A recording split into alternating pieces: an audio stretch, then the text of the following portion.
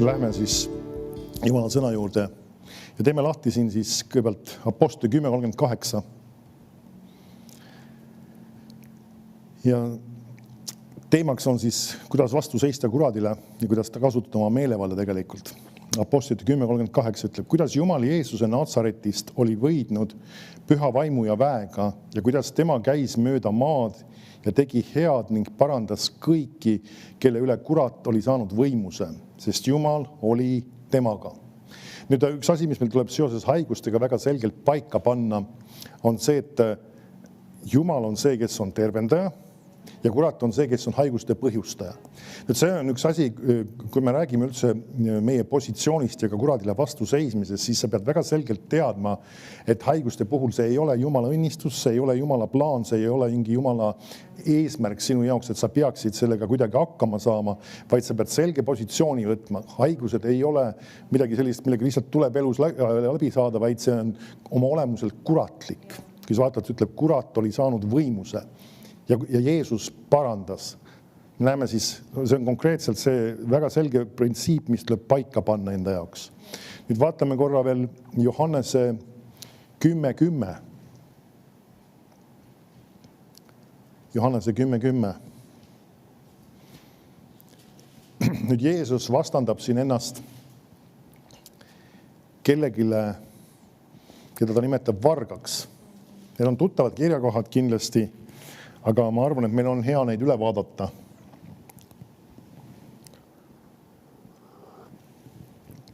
Ja see ütleb niimoodi, siis varas ei tule muu pärast, kui varastama ja tapma ning hukkama. Mina olen tulnud, et neil oleks elu ja kõike ülirohkesti. Jeesus räägib ise endast, eks ju.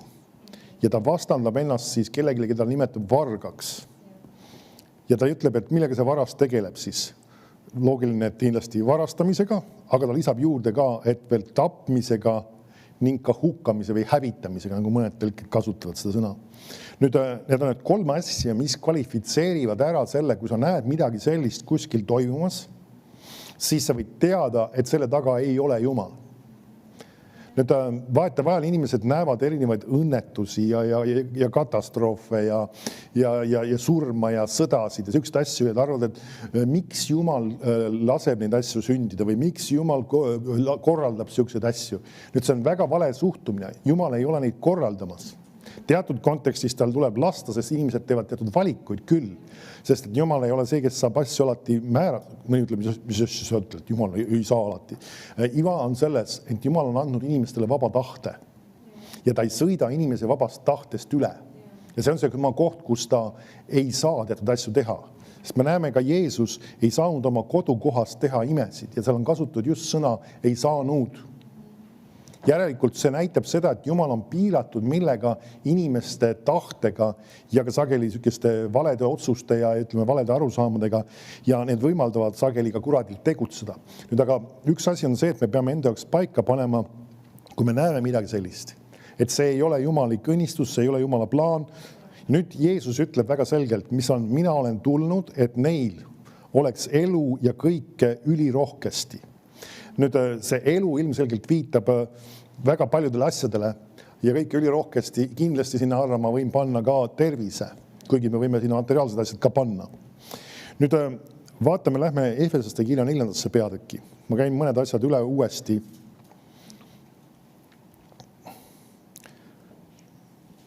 Siis me lähme mõningate oluliste elementide juurde. Efesostele kirja 4. peatüki 25. salm.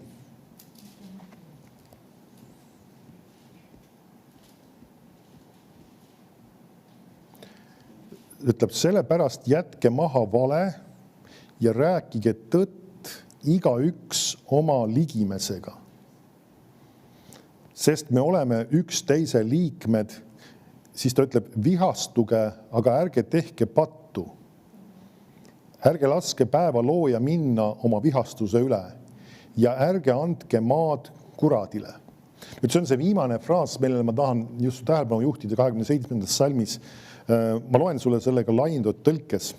Ta ütleb, ärge jätke kuradile sellist ruumi ega tugipunktki, või siis teine väljend on siis ka jalatäitki ja ära anna talle võimalust. Nüüd see on üks asi, kui sa seda teemat uurid, siis sa võid näha seda, ta ütleb väga selgelt, et see on meie otsuse ja meie valiku küsimus. Ta ütleb, et sina, ehk siis ma võin seda sõnastada sina ka vormis, et sina ära jäta kuradile ruumi ega ka tugipunkti ega jalatäitki.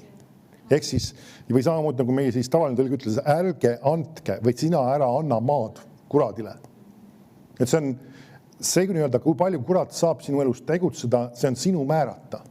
Mõni ütleb, et mina ei saa elus midagi teha, elus juhtuvad ju erinevad asjad ja ega me kõik ei saa määrata. Iva ongi selles, et see, kui palju kurat saab meie elus tegutseda, see on meie määrata. Sa ütled, et kas ma pean siis laskma tal? Ei, muidugi ei pea. Ja sellepärast ta ütlebki, et me ei peaks. Nüüd mõni ütleb, et no aga praktika on ju vahest see, et nagu meil kõik asjad ei lähe hästi ja vahetevahel mõni inimene on haige ja vahetevahel on erinevad probleemid. Nüüd see võib olla elu praktika, aga iva on selles, et me peame võtma selge positsiooni, et me ei kirjuta sellele alla, me ei nõustu sellega.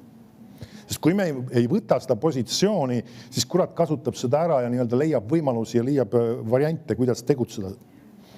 Ja üks tarkus ka tegelikult, kui me näiteks see ei ole üldse vale. Kui sa oled, ütleme, haigestunud, siis väga tark on küsida Jumala käest, kus on see uks, kust kurat on saanud sisse astuda. Sa ütled, aga ma lähen äkki niimoodi hukkamõistu all või süüdund alla. Iva on selles, et hoopis tegelikult, kui sa leiad selle ukse sageli ülesse, sa paned selle plaksti kinni ja asi on lahendud. Nüüd see ongi see on üks tarkus tegelikult otsida Jumalat selle suhtes, sest et sa ei pruugi seda teada, kus on see uks. Kus on see jala täis antud või kus on see nagu siin, või siis jätke talle siis ka ruumi, kus see ruum talle on jäetud. Ja ta üritab leida ja otsib neid variante ja võimalusi, et leida neid nii-öelda variante, kus ta saaks tulla ja tegutseda meie elus. Kahjuks see on nii. Nüüd hiljem me näeme, kuidas kuradid ka nimetakse just ka sellega seoses.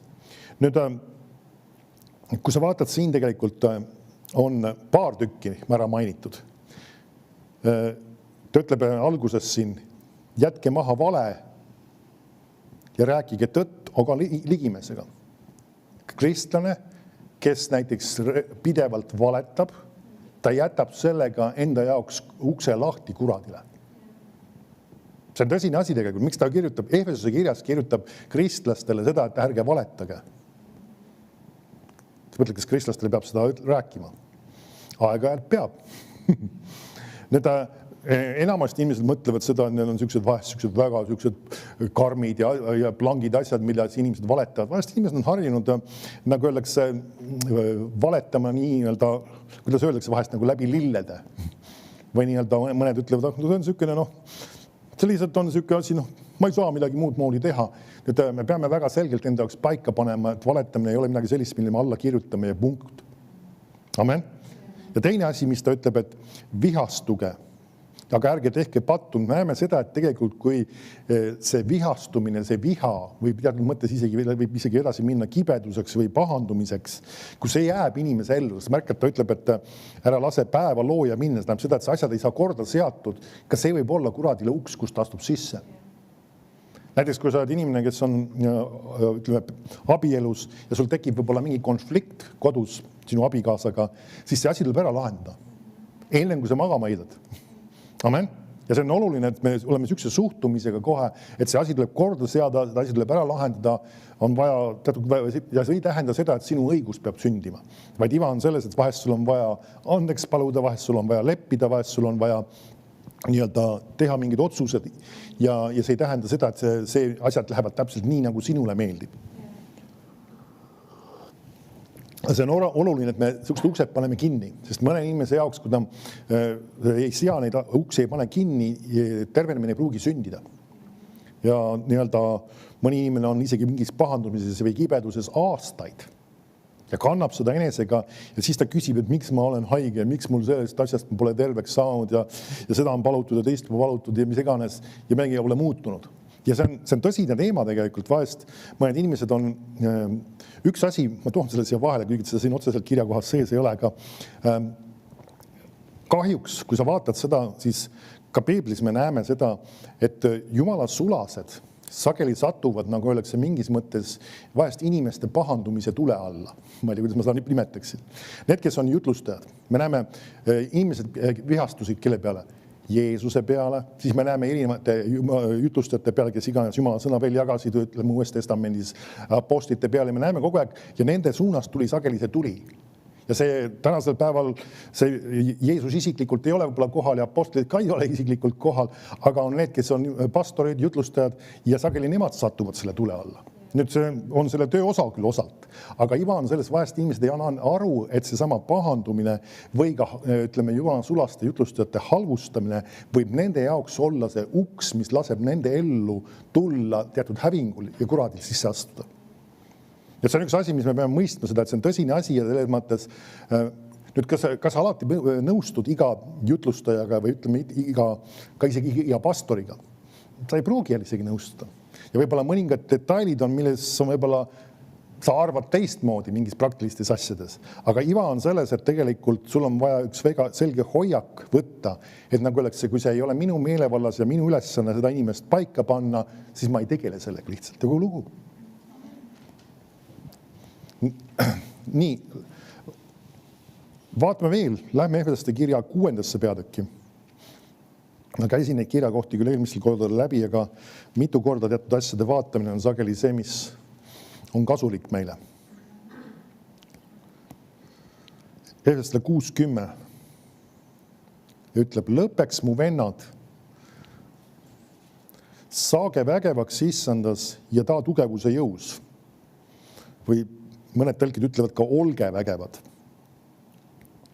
Ja siis ütleb, varustage endid kogu Jumala sõjavarustusega, et te suudaksite seista kuradi kavalate rünnakute vastu. Nüüd see tõlge, mis meil siin praegu on, selle salmi koha pealt ta ei ole väga õnnestunud olnud, ütlen ausalt.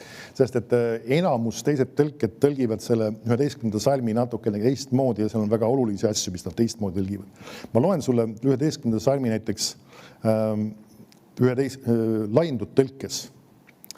Ta ütleb, pange selga kogu Jumala sõjavarustus, raske relvastatud sõduri varustus, mille Jumal annab, et saaksite edukalt seista kõigi kuradi strateegiate ja pettuste vastu. Nüüd me näeme siin, ei räägita rünnakutest midagi tegelikult. Ja vaata vahel see pilt võib-olla tekitab sellise väga, ma ei tea, väga raske ja võib-olla dramaatilise pildi isegi. Tegelikult üks asi, mis on ka üks vale asi, täna mul sattus Facebookis üks kellegi nii-öelda postitus silma alla, mis mind kohe häiris tegelikult. Seal oli mingisugune pilt oli keegi joonistanud, kuidas siis Jeesus oli kell mingisuguse lambukesega kaenlas ja teda kuidagi nagu siis päästmas ja hoidmas ja kuidas siis karihunt olid üritamas rünnata seda lammukest ja Jeesus oli ära kraabitud natuke isegi kergelt käe pealt. See on väga vale pilt. Absoluutselt vale, absoluutselt mäda pilt. Ja Jumal tahab meid kaitsta ja hoida. Amen. Ja ta hoiab meid.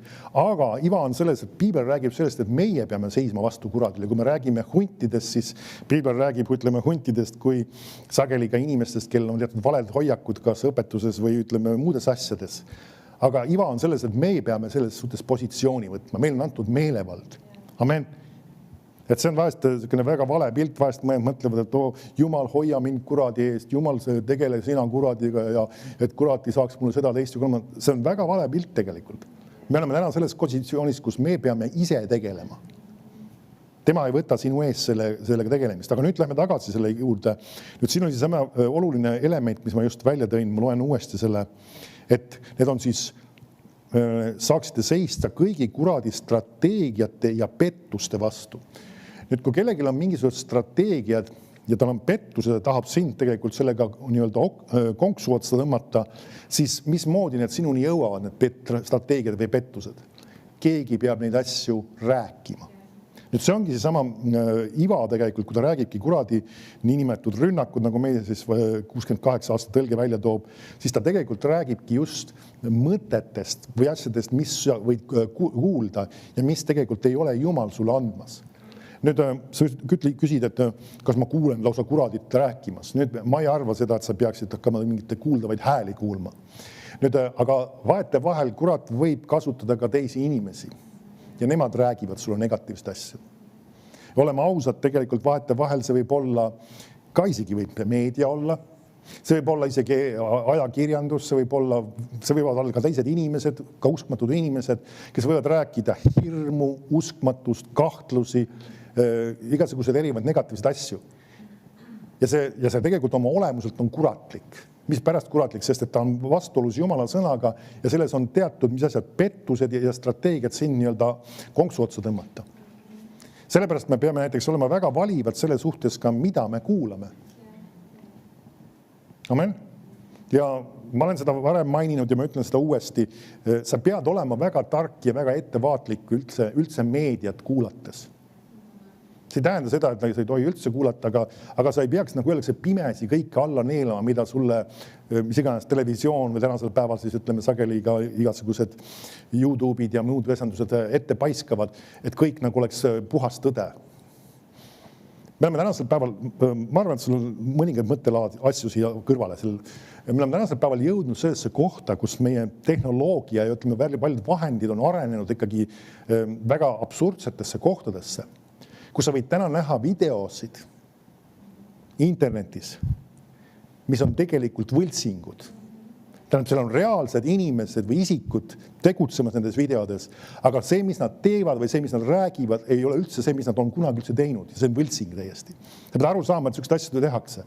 Ütleme, sellised on, paljus võib-olla sa näinud ka viimasel ajal, ütleme, need on ilmunud välja sellised, millel on teatud mingi huumor või mingi selline asi sisse pandud või kellegi pilkamine või pilamine. Aga iva on selles, et see on ainult selline tehnoloogia, mis on tavainimesele kätte saada.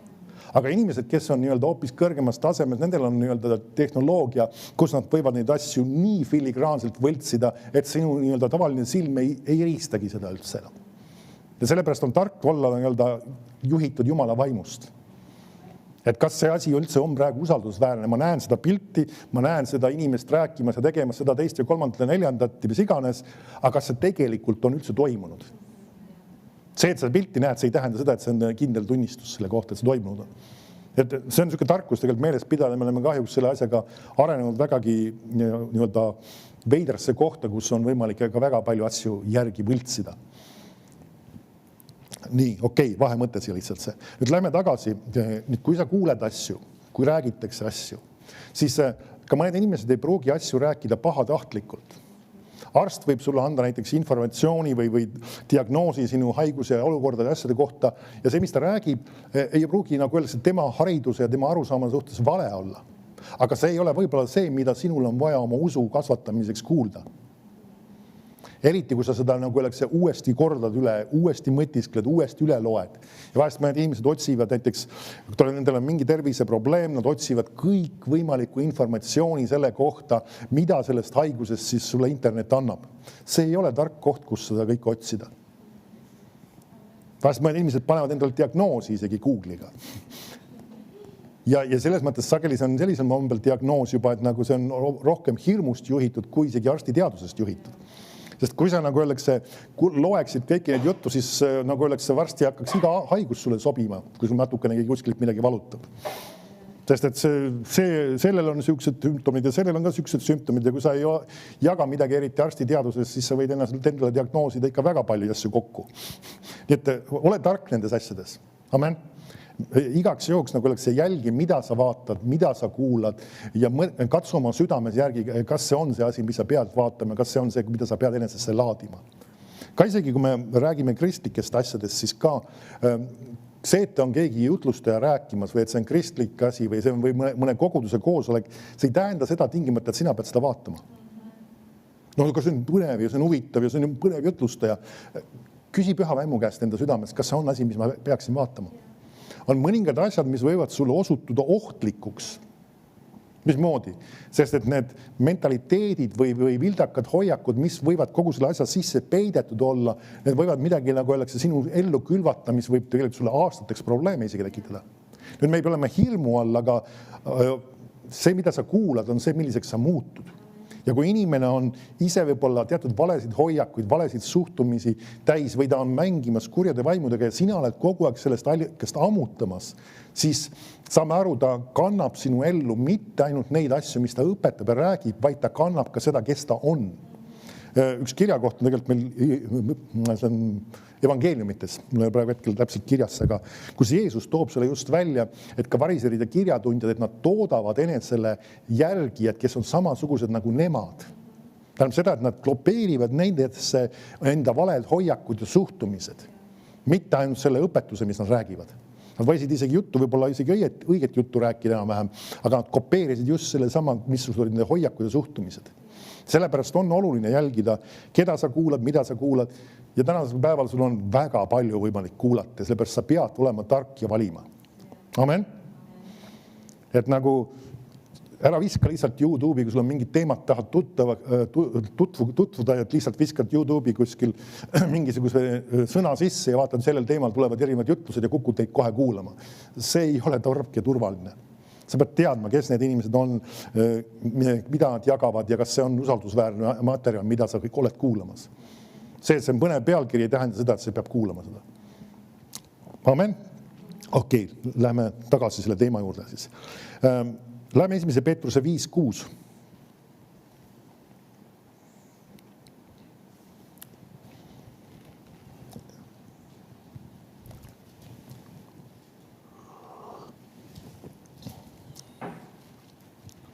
Esimese Peetruse 5:6.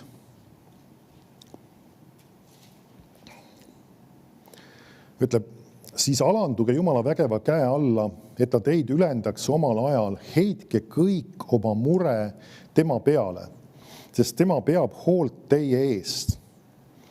Olge kained, valvake, sest teie vastane kurat käib ümber nagu mörgaja lõukoer, otsides keda neelata. Tema vastu seiske kindlad usus ning teadke, et teie vendadel maailmas tuleb neid samu kannatusi täielikult kanda. Nüüd vaatame 8. salmist korra hästi nii-öelda järjest jälgides seda teksti, mis siin kirjutatud on. Esiteks ütleb, olge kained. Nüüd see võib olla eraldi fraasina kõlab süksena, et kuule, ma olen kogu aeg kaine ju nagu. Et kas see viitab sellele, et sa oled vahest purjus või? Ta ei räägi niivõrd sellele. Nüüd, inimene, kes oleks purjus, siis inimene, kes on purjus, mis ta on? Ta ei taju hästi asju õieti, eks ju. Ta ei suuda hinnata nii-öelda, mismoodi peaks tegutsema inimene, kes on purjus, ta ei suuda korralikult käia, ta ei tea, kus kohast otse tee on. Ehk siis ta ei mõista asjades nii-öelda reaalset olemust. Ja see ongi sama, mille ta viitab siin sama, et me peame, nagu öeldakse, teadlikud olema sellest, mis me teeme, kuhu me liigume, mismoodi me tegutsema. See ongi sama, et sa oled kaine. Amen. Siis ta ütleb järgmise asjana, valvake. Ja kelle kohta ta ütleb nüüd seda valvake, sest teie vastane kurat käib ümber nagu mörgaja, kaasaegsemas keeles oleks siis lõvi. Ja ta ütleb seda, et me peame olema mis kohas valvel.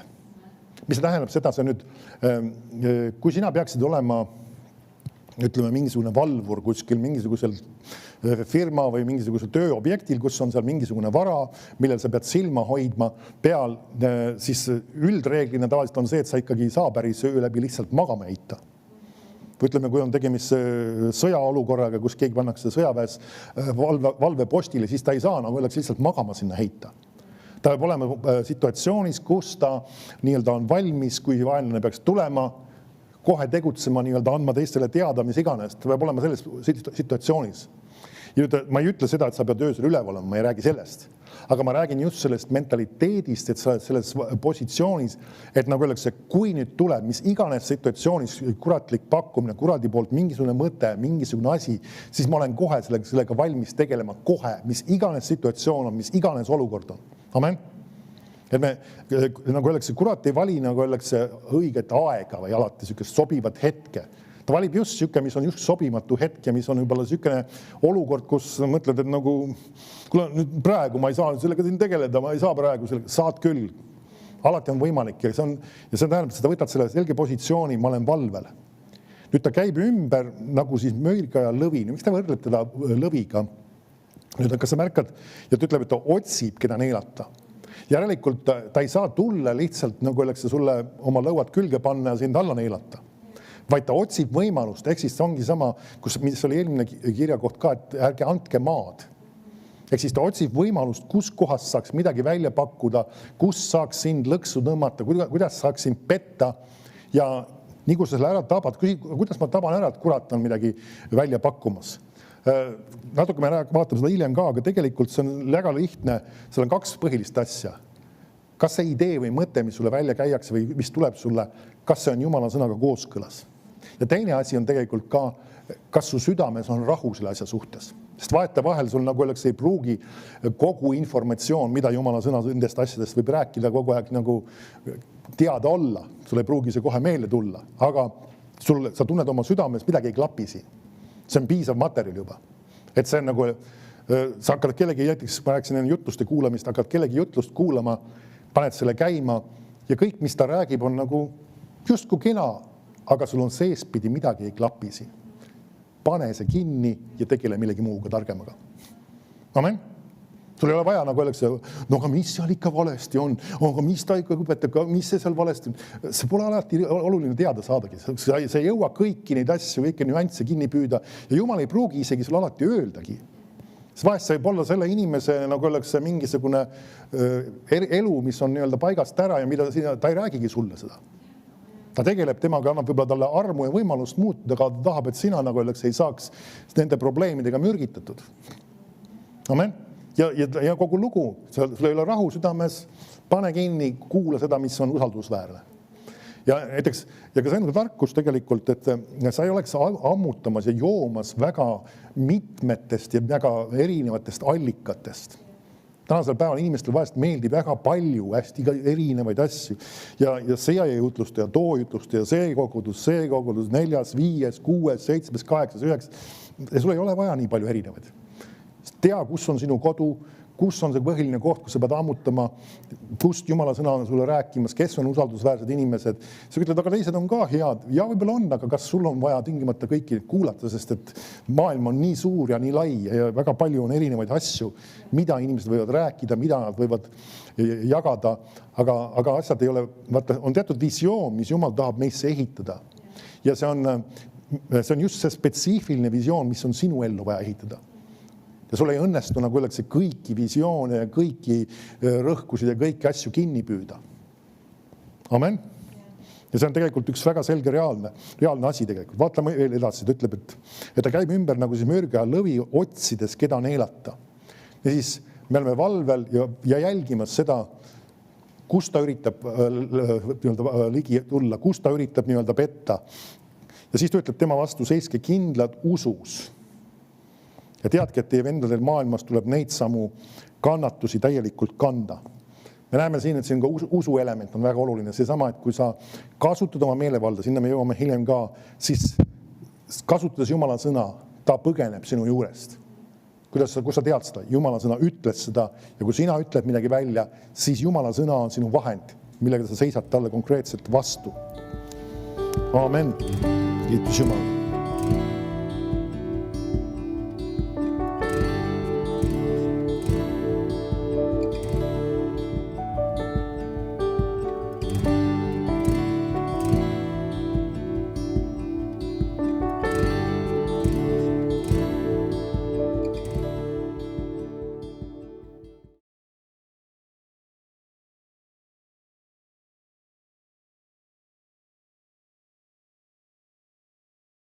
Ära jäta kuradile ruumi ega ka tugipunkti ega jalatäiki. Ehk siis, või samamoodi nagu meie siis tavaline tõlg ütles, ärge andke, või sina ära anna maad kuradile.